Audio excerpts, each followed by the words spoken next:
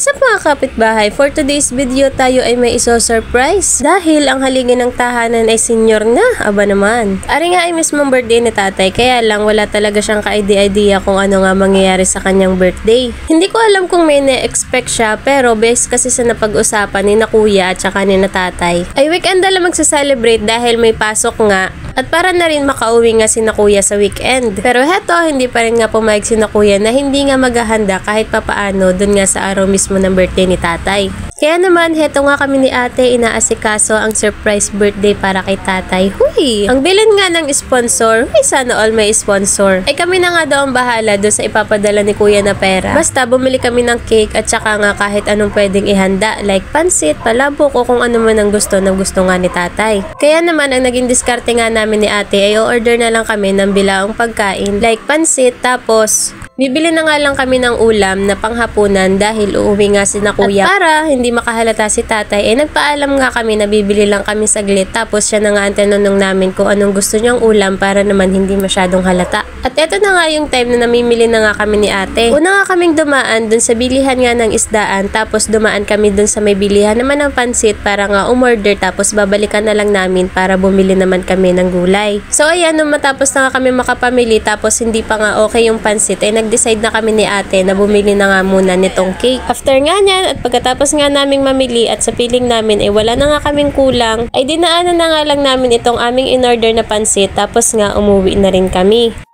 Ano si Lolo? Binati mo na si Lolo? Oo. Ano sabi mo? Ha? Ano sabi mo? Sa notes lang! Sa notes lang! May kita ganyan ni Lolo. At ayan na nga, naging eksena sa bahay pagka-uwi nga namin. Syempre, na-surprise naman kahit papaano si tatay dito nga sa aming daladala. At dala na rin ang kaartehan naming magtita, pati ang mga pusa, pinabati namin kay tatay.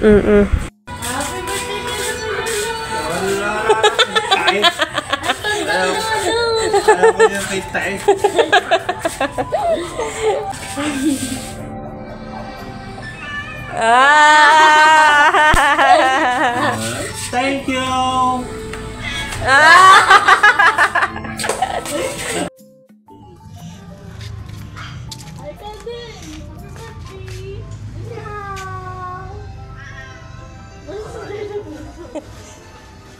Ayun, umingaw na. Oh, naingaw.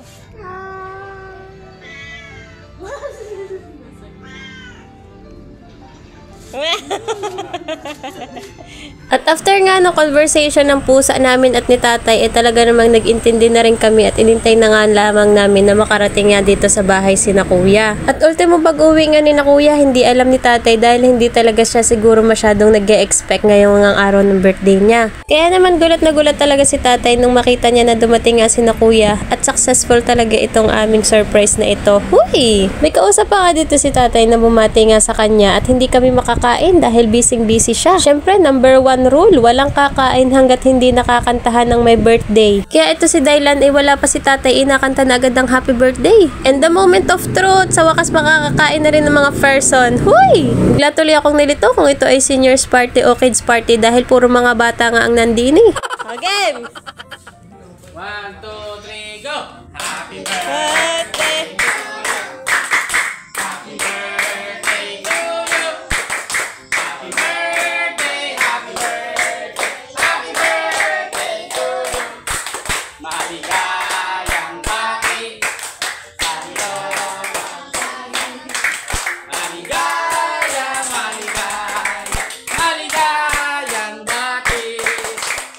Happy birthday, Lolo!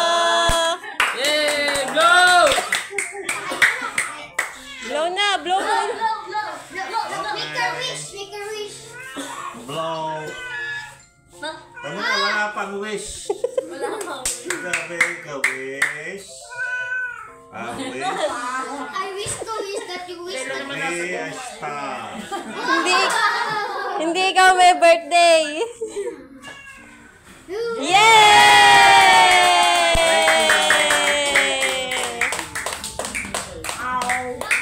Birthday mo din, ha? Andiyan ka.